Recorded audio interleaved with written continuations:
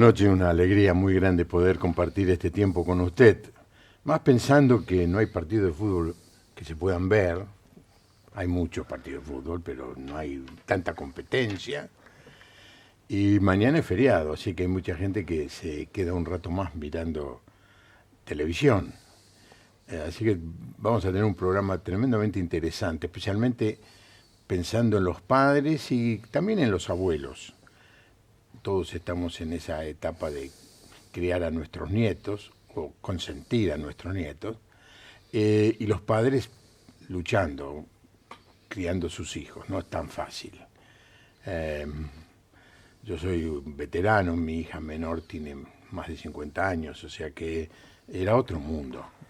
50 años atrás había ciertas pautas, ciertas normas, ciertas costumbres que hoy han cambiado, y de eso vamos a hablar con nuestro invitado Walter Bongiorno. Pero antes quiero recordarle que mañana a las 8 de la noche tenemos el programa Cantaré al Señor porque me ha hecho bien, donde exclusivamente cantamos himnos de antes y de un poquito más ahora, pero es tan hermoso, tan emocionante, me disfruto tanto, ¿sabe qué? Preparar el programa, buscar el himno, buscar el autor, el compositor, si tiene historia, que realmente me doy cuenta no solamente que disfruta la audiencia, sino que me doy cuenta que disfruto yo haciéndolo. Mañana, 8 de la noche. Mi invitado, Walter Bongiorno, director general de la Escuela Cristiana de la Puerta Abierta. ¿Qué tal? ¿Cómo estás, Juan Pablo? ¿Bien? Buenas noches. Bien, muy bien. Este año empezaste como director general. Este año empezamos en ese rol. Pesado, ¿no? El rol. No, lo vamos construyendo, vamos armando equipo. Claro. Y está bueno, es un desafío y... Sí, les digo a la audiencia, fundamos la escuela en el año 92, el primario, varios años después la secundaria, y teníamos 2 direcciones separadas, y ahora tomamos la decisión de ponerlo a Walter como el director general que mire el jardín infante, el primario y el secundario, y le dé una idea un poquito más unificada. Esa es la idea. Bueno, vamos a hablar de eso, ¿no? Vamos haciendo equipo con equipo. Todos los directores y todos los roles que hacen a la escuela. Nos propuso un tema tremendamente interesante, Walter, y es que, claro, él está todo el tiempo, desde hace muchos años es rector de la escuela secundaria, conversando, interactuando con los padres de hoy. Y claro, tienen estilos, maneras, formas de encarar la educación de los hijos. Y me mencionaba una cosa que se llama la educación permisiva. ¿Cómo es esto? No, la educación respetada. Respetada. Que está muy bien, ¿no? Claro, hay que respetar al hijo. Pensarlo, o sea, como un individuo y conocer cuáles son sus tiempos. Lo difícil es cómo construir ese equilibrio, ¿no? O sea, en qué puntos uno puede ir avanzando con ese respeto, hasta cuándo, qué cosas puede realmente decidir un niño, un adolescente, qué cosas le compete al adulto intervenir. Obviamente los tiempos cambiaron, ¿no? Pues, si mi hija menor tiene 50 años, y es un montón. Y es madre ella. Y es madre, y sos abuelo, y podría ser bisabuelo también en cualquier momento. O sea, mi hijo menor tiene 25 años, o sea, claro, la mitad de la primera. La mitad de Marilina. La mitad. Hablaste de mi hija, sí. O sea, somos claramente una generación distinta de padres, sí, y también de abuelos. Exacto. O sea, yo recién estoy empezando el recorrido de abuelo. Yo ya tengo uno de 24. Jóvenes, sí, y adolescentes. Pero cambió mucho, ¿no? Un montón. Y siempre fue difícil. Sí, claro. ¿No? O sea, creo que siempre fue difícil ser papá, ser mamá. por eso, no sé, creo que por eso se disfruta tanto el abuelazgo, ¿no? Claro. Es como que uno, esto que vos decías, está para consentirlo, uno se relaja más, o Sí, sea, sí. no tiene tanta presión eh, sobre la educación, para eso están los padres, Sí, ¿no? Uno está claro. para disfrutarlos ya a esta altura. Claro. Bueno, yo vos sabés que vi una diferencia muy grande entre la educación que nos dio mi papá y mi mamá a Benito y a mí, con la educación que le dio a mis hermanos mellizos, que son amigos tuyos. Hace poco hablaron de eso en el cumpleaños, de los Sí, mellizos. sí, de los mellizos, sí. Ah, claro, es cierto. Lo que la desobediencia que hubiera significado algo en algún lugar, los mellizos lo hacían como si fuera nada y mi papá se sonreía. Entonces, uno cambia y la sociedad cambia. Ahora, la pregunta, antes de dar el teléfono, la pregunta ¿es para bien? ¿Mejoramos? Porque también en este momento se está dando un fenómeno y es que muchos chicos están sin autoestima, muy desorientados, muy inseguros. No quiero meter, pero Amílcar Matosian viene una vez por año aquí a hablar sobre el tema del suicidio. Ujú. ¿Tiene algo que ver con esto de la educación permitida, Respetar. respetada? Mirá, es Yo increíble. creo que no, ¿eh? No, No, no sé si necesariamente, o sea, la educación o sea, respetada derive en esas situaciones. Creo que eh, los contextos van cambiando, ser padre y madre en estos tiempos es distinto, ¿no? O sea, así como tu papá cambió de los primeros a los últimos. Los primeros siempre pagan también un precio más alto, de mayor exigencia. Con los últimos siempre uno ¿no? más light. Hay más concesiones, son los más chiquitos, pero también creo que los tiempos cambiaron y no sé si es cada vez más difícil, es distinto. Los cambios son mucho más rápidos. Entonces, muchas veces como papás, como docentes, como adultos, nos cuesta estar por ahí atentos a esos cambios que se van dando, ¿no? No sé, yo recuerdo la primera situación hace 30 años, como recién empezando como director en una escuela y o sea, una familia que negaba que ellos, o sea, que el hijo pudiera tener acceso a material pornográfico. Y nosotros teníamos La prueba. relatos concretos y pruebas de que el chico había llevado material pornográfico a la escuela impreso, imagínate, con una impresora hace 30 años, pero bueno, los, los papás no sabían ni lo que era internet. Hace 30 años las posibilidades que había tenido internet, habían estado con una promoción de esas de, no sé, que se llamaba ciudad.com.ar, una de las primeras que hubo, y los papás habían estado por 30 días en la promoción y claro, los mismos compañeros, ¿no? Lo buchonearon al pibe que tenía una carpeta que se llamaba dibujos de Pokémon y no había No era dibujos de Pokémon. Pokémon, ¿no? Pero digo, acompañar a las familias a entender todo, bueno, el potencial que había en la red, en la puerta que se abría con todo eso. Hoy eso ya lo tenemos como más naturalizado, ¿no? Tenemos más claro el alcance que todo eso tiene, ¿no? Pensamos que los chicos están a salvo porque están durmiendo en casa y por ahí se están acostando con el teléfono y, Qué fuerte y eso, tienen una acostándose ventana al mundo. al mundo. Acostándose con el teléfono, interesante la expresión. Aquí está el teléfono, es el que tenemos todas las noches, 1127770000. Y para los televidentes que tienen también esta misma situación, esta misma realidad, en todo el mundo todo el mundo no, en el mundo occidental yo diría. Bueno, pero el teléfono es más 549 112 777 0000. Yo le voy a hacer una pregunta a la audiencia, ¿no? ¿Recuerda usted cómo reaccionaba, a ver, su papá o su mamá cuando usted, a ver, va a decir una cosa,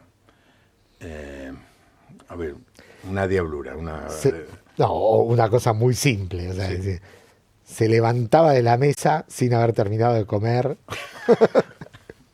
Se leva- y se iba. usted se levantaba de la mesa sin pedir permiso. Sí. ¿Qué pasaba, no? O, en el caso nuestro, llegar y empezar a comer sin esperar la oración, Sí. ¿no? Bueno, pero no había mucha, no me acuerdo de nadie, ninguno de mis hermanos que haya cometido ese error, pero sí, por ejemplo, levantarse o no terminar la sopa. Ese es otro tema. Había que terminar la sopa, No dejar nada. no dejar nada. ¿Cómo reaccionaba su papá y su mamá? A ver si tenemos algún mensaje, alguno que... Yo, algo, pensando memoria. en esta cuestión generacional, ¿no? O sea, uno celebra los cambios, ¿no? Porque yo siempre tengo el relato de mi mamá, que esto de que a su papá lo trataba usted. de usted, Sí. que no le podían hablar sin pedirle permiso. ¿De verdad? Sí, o sea, familia de Thanos, ¿viste? O sea, como una cosa así muy, muy distante. Y, o sea, y a ver, nada que ver ¿Cómo te con la crió? crianza que tuve yo, ¿no? Pero hace un par de años atrás, en un encuentro de hombres de la iglesia, hicimos un panel, ¿no? De alguien de 70, alguien de 50, alguien de 40, alguien de 30, alguien de 20. Sí. Y íbamos haciendo diferentes preguntas sobre la vida, sobre las relaciones de pareja, sobre la paternidad. Y surgieron cosas muy interesantes, ¿no? En los roles de cada uno. Y de repente el señor de 70 decía, yo lamento jamás haberle cambiado los pañales a mi hijo, pero No era mi trabajo. no era su trabajo y no era algo que un papá Hacía. hacía, No. ¿no? Y hoy en algunos matrimonios vos ves y decís, no sabés si la mamá lo hace, ¿no? O sea, los papás tienen totalmente internalizada esa tarea y está muy bien, Está bien, claro, ¿no? un cambio Y positivo. está muy bien. O sea, yo Sí, no era el más cambiador de pañales, pero sí. lo hacía, o sea, me he quedado con los tres sin ningún problema, o sea, ir a hacer las compras, ¿no? Un montón de cosas que por ahí culturalmente antes el hombre no hacía o el papá no hacía y hoy esas cosas cambiaron y son positivas. Sí, ¿no? absolutamente. Lo que sí se le ha dado a los niños y a los adolescentes una libertad que antes no se nos daba, ¿no? Por ejemplo, el hecho solo de que hoy le damos un celular a un adolescente, y lo hacemos por muchas razones, entre otras por el tema de la seguridad. Totalmente. Es decir, queremos saber dónde están y que si tiene alguna situación me pueda avisar. Eso es lo que piensan los padres, ¿no? Yo crié a mis hijos sin celular y a nadie se le ocurría. Yo casi. Casi. No pude tanto. Igual no tuvieron celulares con la capacidad y el alcance y la potencia que tienen hoy, pero consigue esta necesidad de comunicarse. Lo retrasé lo más que pude. Al mayor se lo dimos recién cerca de los 11, 12 años porque entrenaba, jugaba al fútbol, viajaba lejos, entonces necesitábamos quedarnos tranquilos de poder ubicarlo. Y después el más chiquito, a los 7 años tuvo un debut diabético y fue una necesidad, Ah, mira. ¿no? Entonces, a la del medio, ¿cómo le íbamos a dar el celular al menor sin dárselo a la del medio, justamente? Así que bueno, pero eran celulares que no tenían acceso a internet en ese momento, ¿no? Sí. Pero yo creo que en eso hoy estamos siendo más conscientes, ¿no? Del peligro del de la exposición a las pantallas, de lo que Sí. limita. Lo que pasa es que a veces de la teoría a la práctica es donde... Ahora, viene un chico y te dice, le dice al padre, no vos, ¿no? Ni a mí. Dice, no quiero comer hoy. Yo he visto madres, bueno, está bien, no quiere comer. Cosas que antes nosotros no discutíamos. Teníamos que explicar por qué. Mira, voy a leer un par de mensajes. Muy lindo ambos programas suyos. Esperamos con ansias cantar juntos mañana. Adriana y Hermelinda, Resistencia Chaco. Buenas noches. Mis padres solo nos miraban en la mesa. Suficiente. Y sabíamos que teníamos que terminar la comida. Soy Luisa de Arnold, de San José del Rincón, Santa Fe. Sí, la miraba. Decir, ¿qué te decían? No hacía Nada. falta que me dijera nada. Pero hoy puede ser que mi padre no quiere comer. ¿Qué produce eso? Ese permiso, esa libertad, ese respeto. A ver, yo creo que hay que escucharlo, ¿no? O sea, decir, bueno, no quiere comer, ¿por qué no quiere comer? Indagar, o sea, por qué no tiene hambre, qué pasó durante el día, por ahí comió otra cosa, viene de otro lado, o sea, no necesariamente es sí o sí tiene que comer, no, pero no esta cuestión de que los chicos puedan manejar ellos todos los tiempos, ¿no? O manejar los tiempos de la familia, o sea, a veces vos ves a los papás muchas veces que se terminan volviéndose esclavos de las multiactividades que tienen que tener sus hijos, ¿no? Están 7, 8 horas en la escuela, salen de la escuela, hay que llevarlos acá, allá, los mismos chicos arman su programa, entonces hay que llevarlo a la casa de uno, a la casa del otro, que hacen pijamada, que tienen sus actividades, y el mundo de los adultos se va rondando en función de las actividades de los chicos, ¿no? No sé si lo dijo Jaime Barilco, o al menos a él se lo escuché por primera vez, ¿no? La frase dice, el niño se volvió el gran dictador.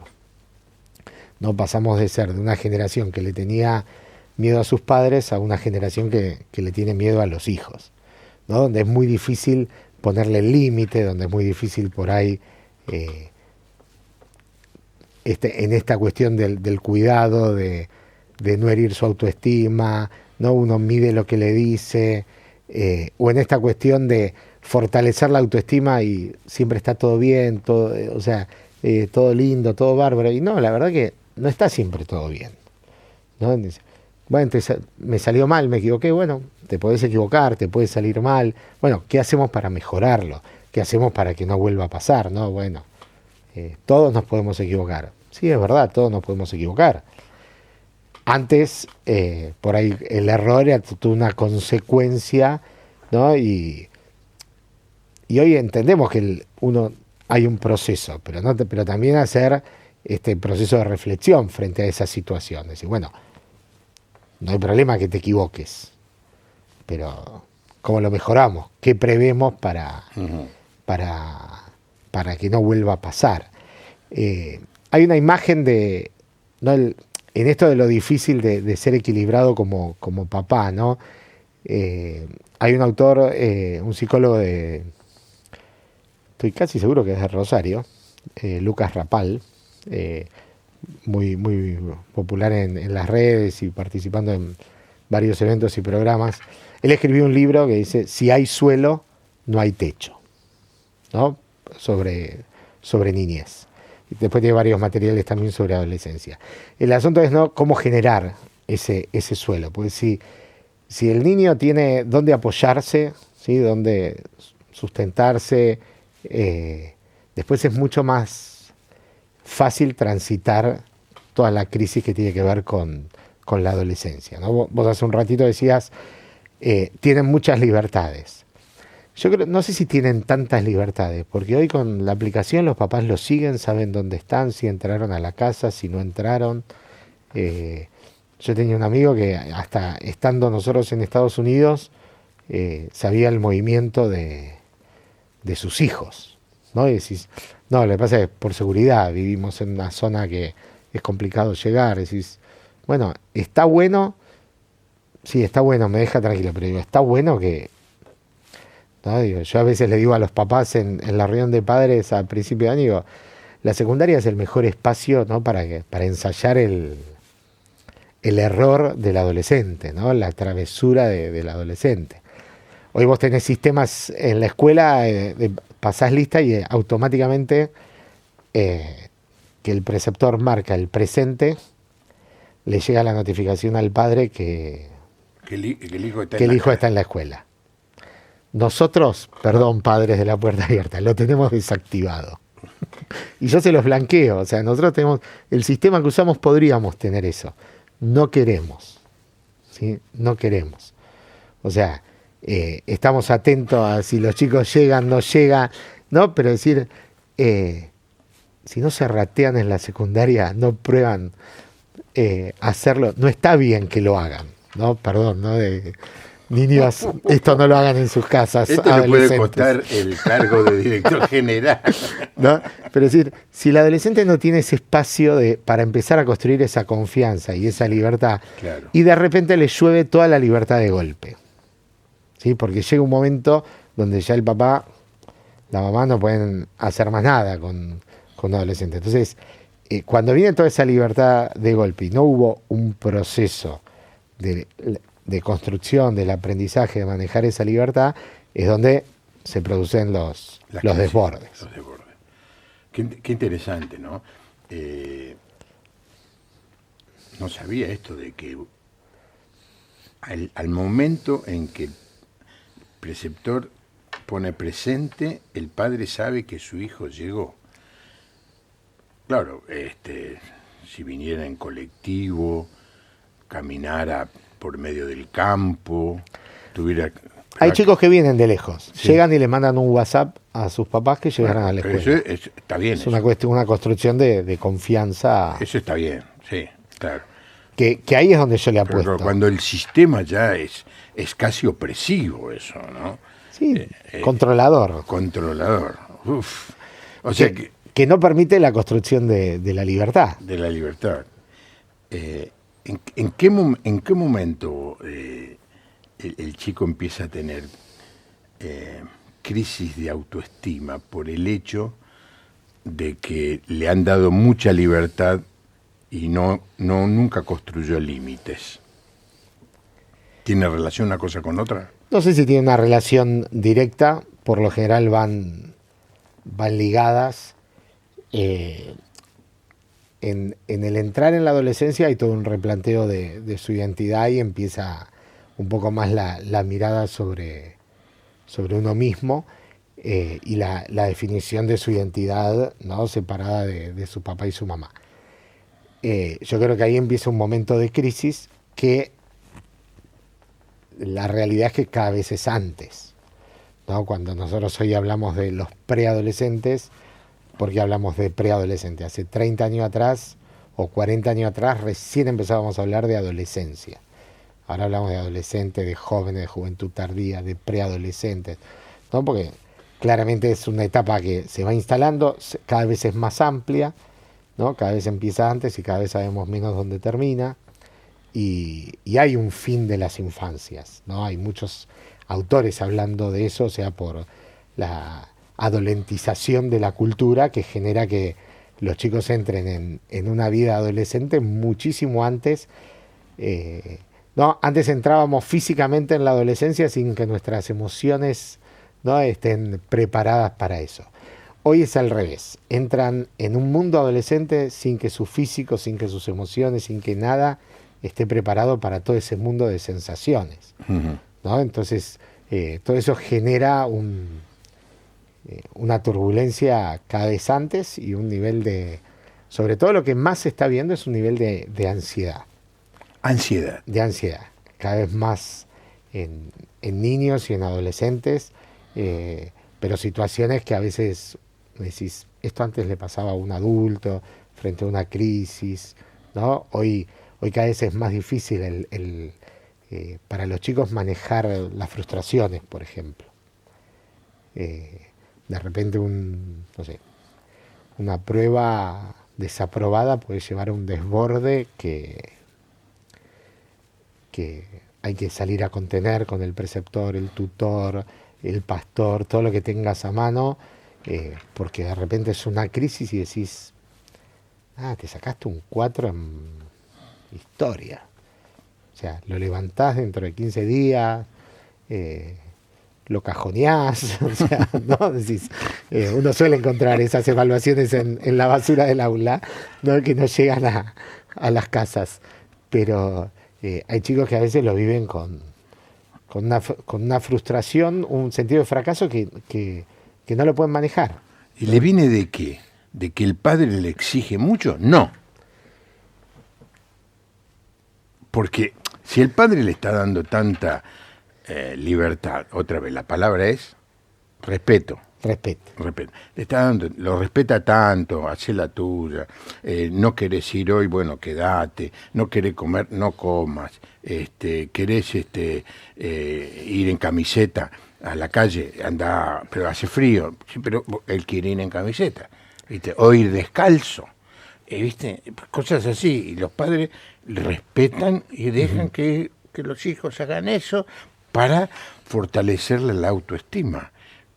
Pero a cambio de eso, después cuando fracasan o tienen una crisis, caen en la ansiedad. No saben manejarlo. No saben manejarlo.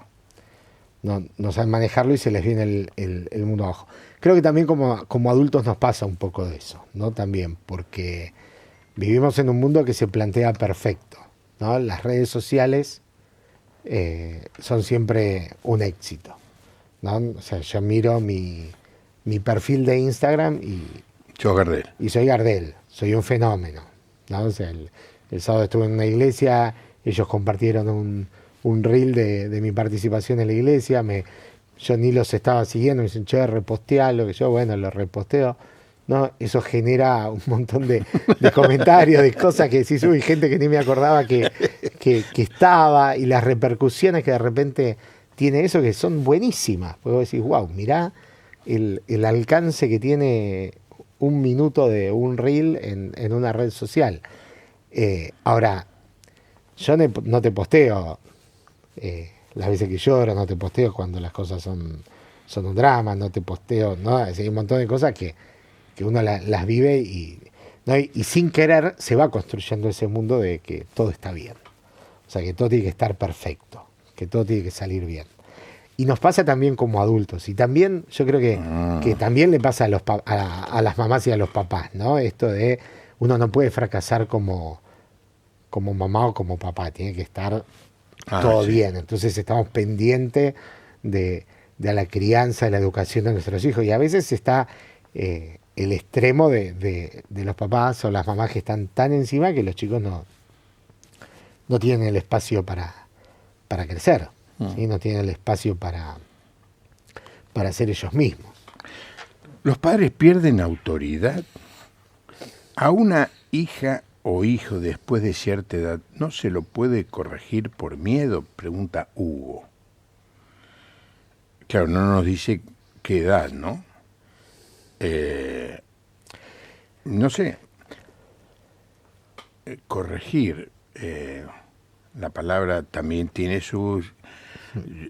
Yo veo, vamos a poner, mis hijos tienen más de 50 años, que un hijo se está equivocando y yo se lo digo. Con esta cosa, que él me lo dicen a mí, pero sin anestesia, ¿no? Me corrigen a mí.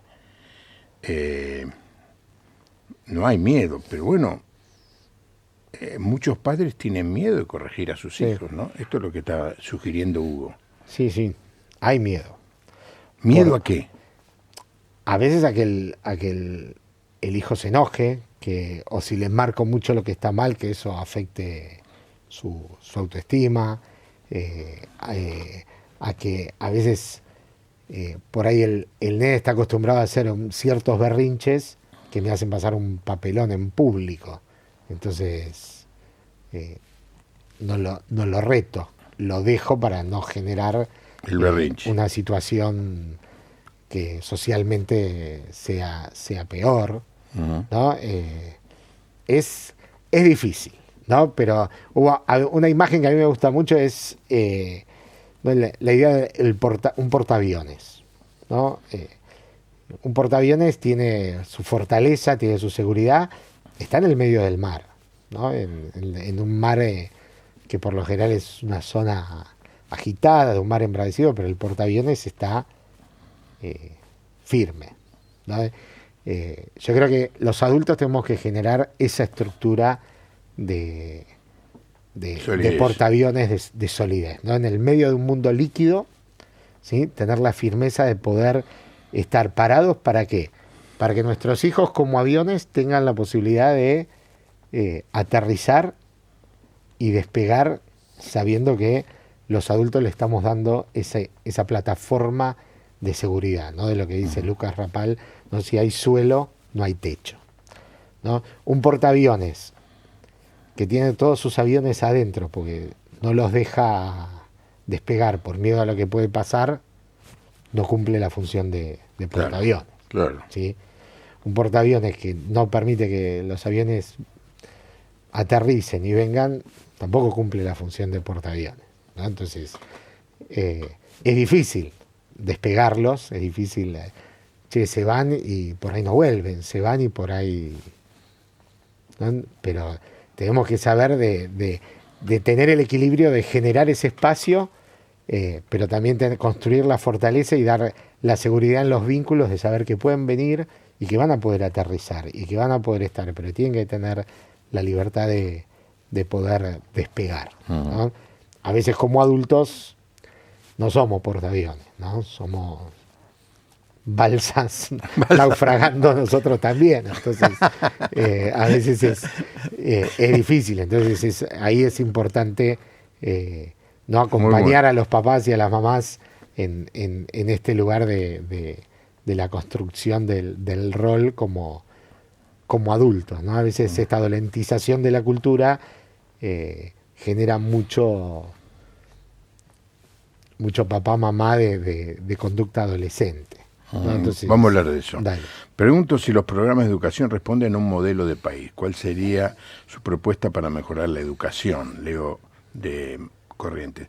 No, bueno, no voy a pedir a él que haga un modelo de educación en este programa. Estamos en otro tema, ¿no?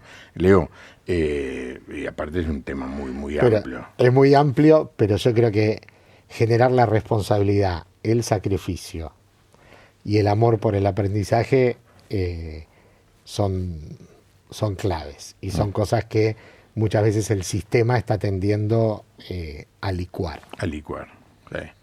Claro, muy interesante la respuesta, porque de golpe te enterás de que en algunas provincias no hay repetición. Entonces vos mirás de afuera y decís, ¡qué bien! Nadie repite. Como resultado de eso, los pibes no se preocupan en estudiar, en rendir, en dar los exámenes. Total, paso igual. Entonces, lo que estamos generando es una increíble cantidad de jóvenes sin preparación, al punto que llegan a la universidad y no entienden el texto. Pero volviendo al tema, vos estás todo el tiempo con padres y con alumnos, ¿no? Con problemas. Sin haciendo todos los cuidados del caso. De golpe, he escuchado también aún dentro de nuestra escuela, violencia, es decir, chicos que se agreden, te voy a matar, bueno, no puedo decir todas las cosas que se dicen, utilizando inclusive también las redes sociales. Está bien. Yo me acuerdo, me peleé alguna vez, salí, fuimos caminando por la Carra hasta la vía del Sarmiento, y ahí en la vía del Sarmiento nos sacamos el saco, yo y el otro, y nos agarramos piña, ¿no? Y después nos abrazamos y seguimos igual porque éramos amigos. Pero ahora es una agresión, pero mal. Pero, si mi papá me hubiera visto pelear, y el papá del chico, hubiese habido otra consecuencia. Me hubiera dado una paliza a mí, pero impresionante. Lo que está sucediendo ahora es que los padres se pelean entre ellos.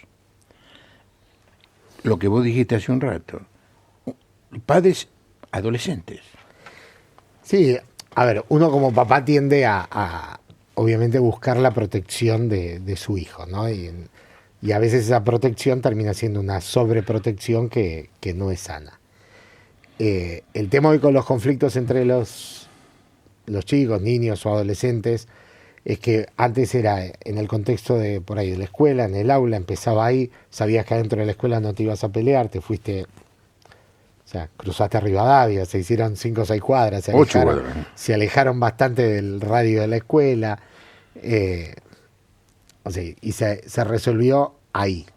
Hoy los conflictos no son tampoco tan físicos, ¿sí? Y cuando llegan a una cuestión física es porque ya tuvo una escalada a nivel virtual mucho más dura que una piña, en las cosas que se han dicho, en los posteos que han hecho ridiculizando al otro, en fotos que han viralizado.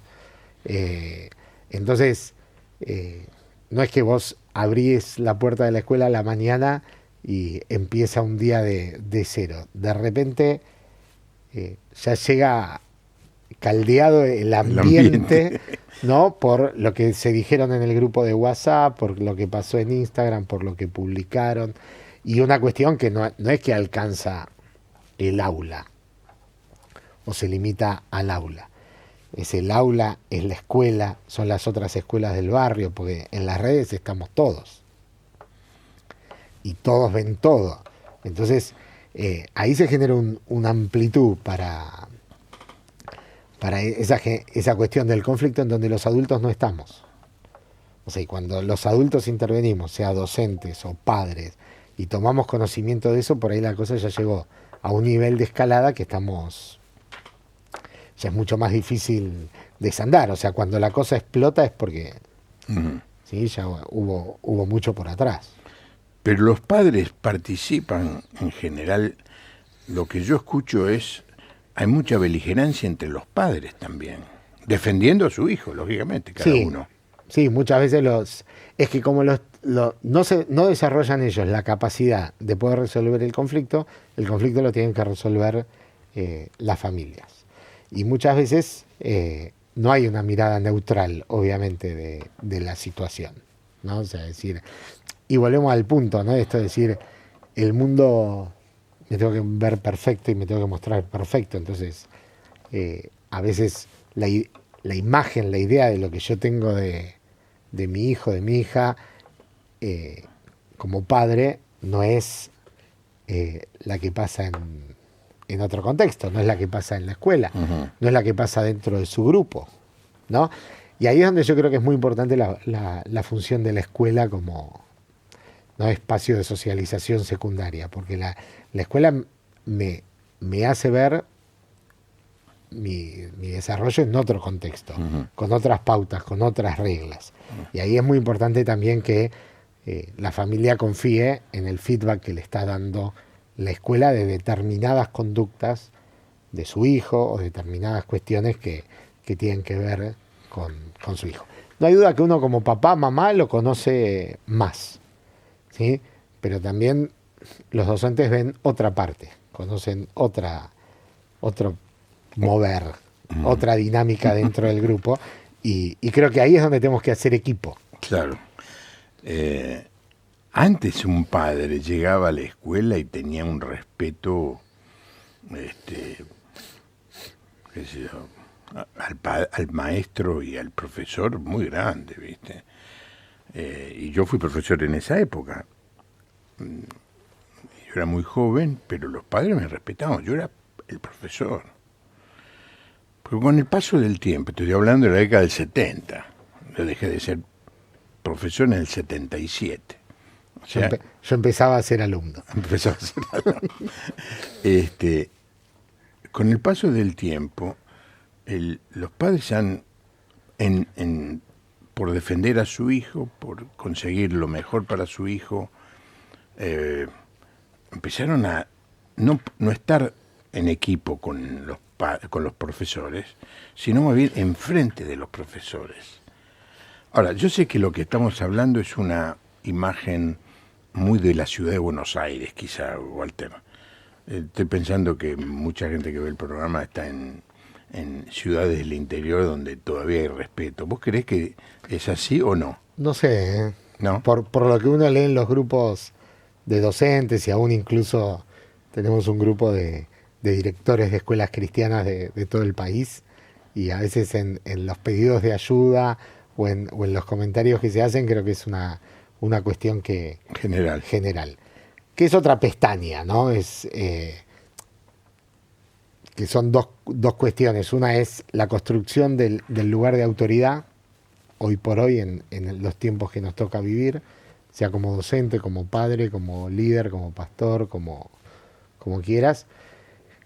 Y otra cuestión es la desvalorización del rol docente, ¿no? Entonces, los docentes tenemos que batallar con esas dos cuestiones, ¿no? Por un lado hay una gran desvalorización y una gran desconfianza hacia el rol docente, que también los docentes, muchas veces desde la docencia, no se ha sumado para revertir esto, ¿no? O sea, yo siempre digo que como todos pasaron por una escuela, todos creen que pueden opinar sobre lo que se hace en una escuela. Sí.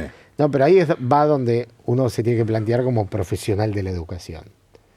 ¿Entendés? Sí, no te voy a chapear yo ahora con todos los títulos, pero si yo me formé, me capacité, me seguí formando, uno se sigue formando, sigue haciendo cursos, leyendo, tratando de estar a la altura de las demandas. Entonces, cuando te estoy planteando algo, no es del saber popular de opinar de la mesa del café. O sea, mi intervención es como profesional de la educación. ¿No? Y a veces los docentes a veces no tienen mucho miedo de pararse desde ese lugar, ¿no? Pero me parece que es muy importante animarlos a que realmente iba a respetar su trabajo y su tarea desde ese lugar. En cuanto a la construcción de la autoridad, vos decías antes, yo era profesor y me respetaban. Es que el título ya te daba la autoridad. Hoy los títulos no nos dan la autoridad. Mirá, hay que construirla. Hay que construirla. Mirá qué mensaje que recibo. Juan Pablo, soy tu profesora de Historia e Inglés del colegio secundario. Estabas en primer año en el año en Bogotá 67. No, era mi hermano Eliseo. Claro, yo no. Con el director, el doctor Roberto Bedrosian. Sí.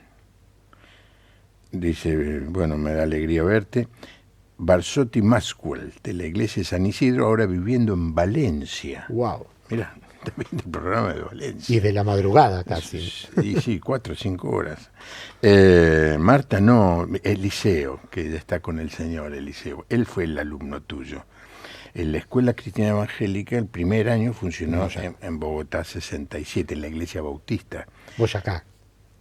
Boyacá, sí, ¿qué dije? Bogotá. Ella se equivocó, es Boyacá, ¿no? Sí, claro, Boyacá. La iglesia bautista pero mira vos, desde Valencia que nos estén siguiendo. ¿Cómo se revierte cuando un padre fue demasiado respetuoso, permisivo? ¿Cómo es la palabra? No.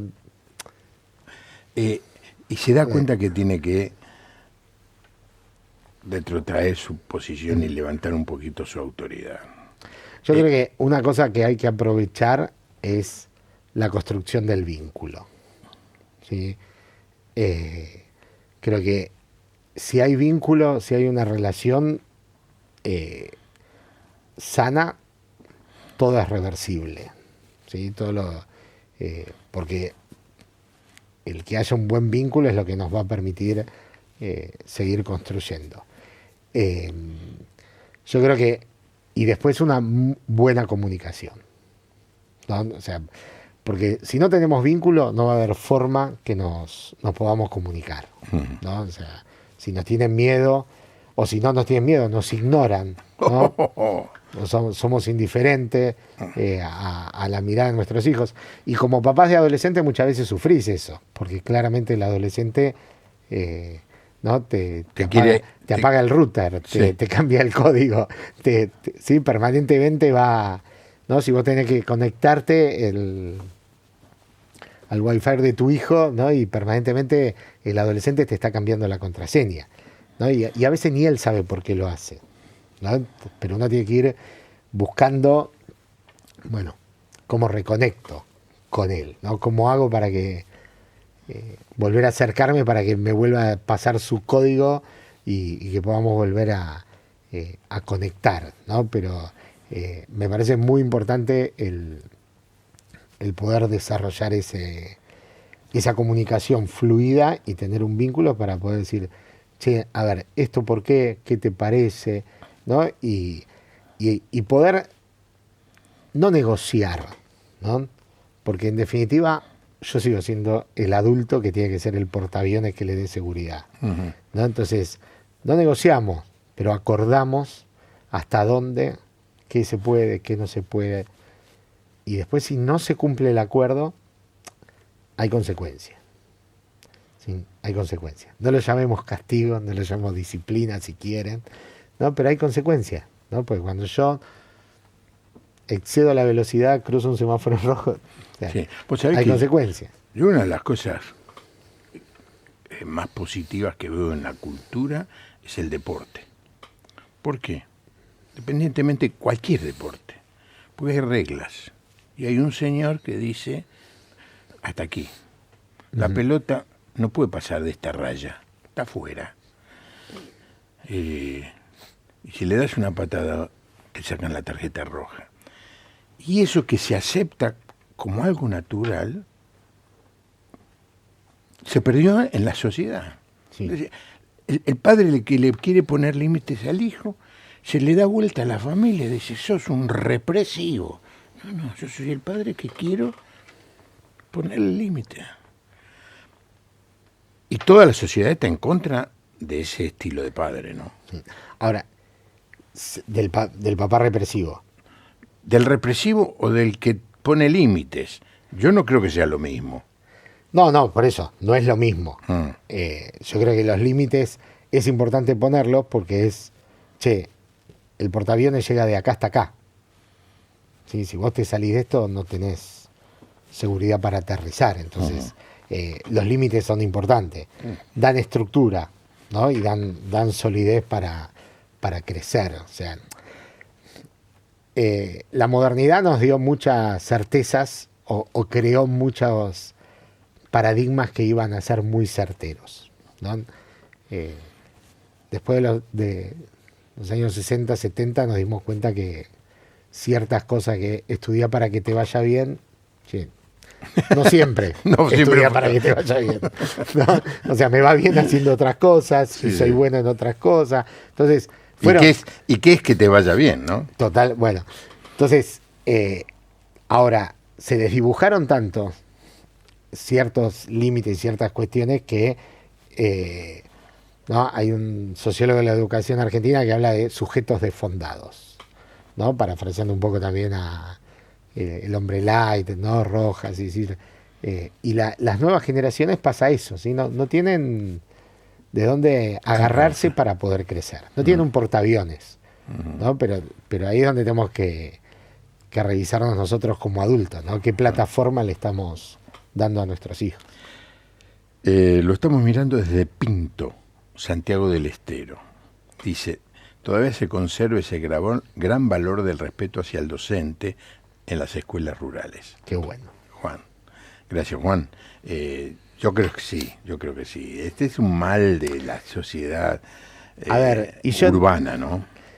Es un mal, pero, o sea, creo que también, ¿no? Para hacer honor a nuestra comunidad educativa, yo creo que hay muchas familias, o sea, que respetan, ¿no? Y que valoran la tarea de la escuela y nos lo hacen saber permanentemente. Yo creo que lo que cambió mucho en estos contextos es esto de que uno tiene que construir esa autoridad y ese respeto. No es simplemente que porque uno tiene el título de docente o de director, me van a respetar. Y está bueno que esté el cuestionamiento, que esté la duda, que esté la discrepancia, ¿no? Pero sí el respeto para decir, bueno, si nos tenemos que poner de acuerdo, somos socios en la educación de los hijos. No somos enemigos. Sí. ¿No? Y si usted eligió la escuela, entiendo que confía en la escuela, confía en el plantel docente y confía también en el feedback que le vamos dando. El tema ese de la ansiedad, vuelvo atrás y ya con esto terminamos. Vos ves a un chico que está ansioso, no pega una, no es seguro, le cuesta mucho avanzar, y todo viene porque los padres no son ese portaavión que vos describiste. ¿Qué haces como docente?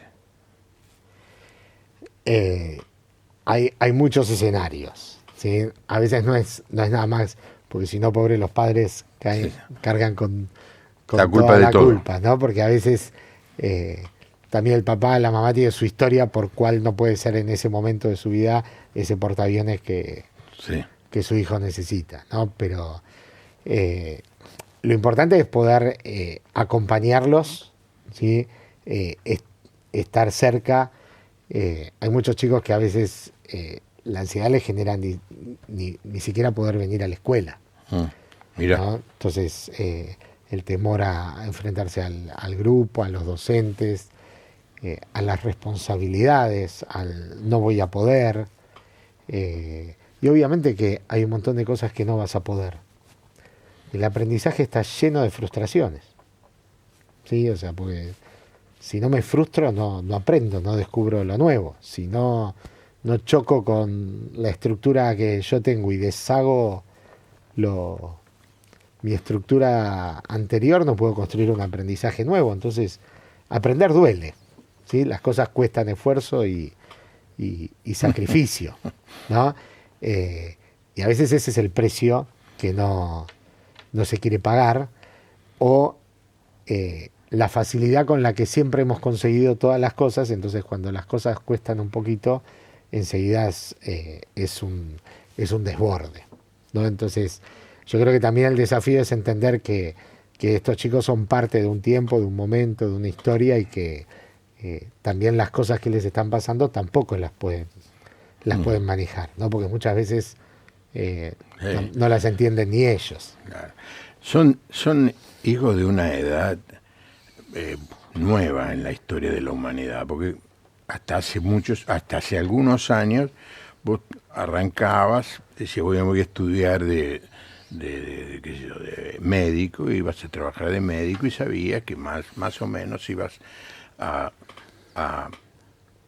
vivir con tu trabajo, o carpintero, y sabías que ibas a vivir. Y de golpe hoy están en un momento en que nadie sabe qué va a pasar.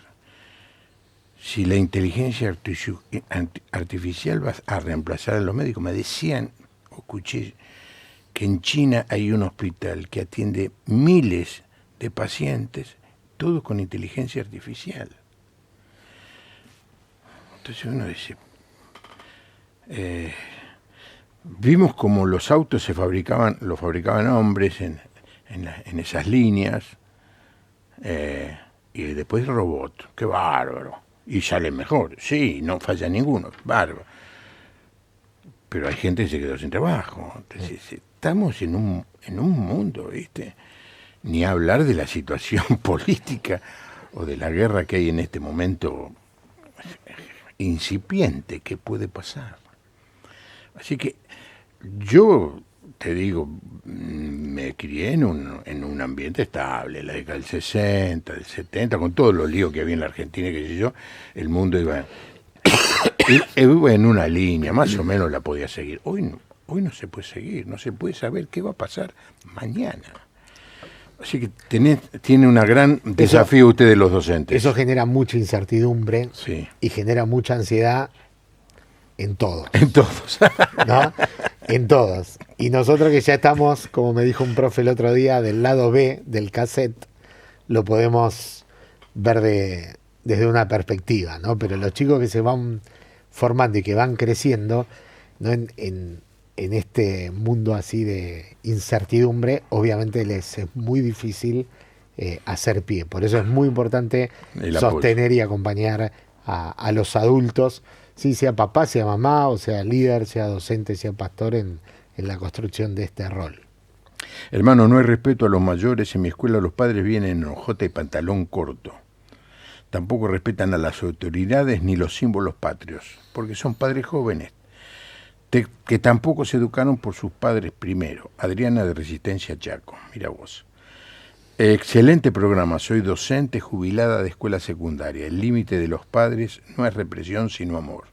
Es necesario el encuadre. Lila. Es seguridad, da seguridad. Sí.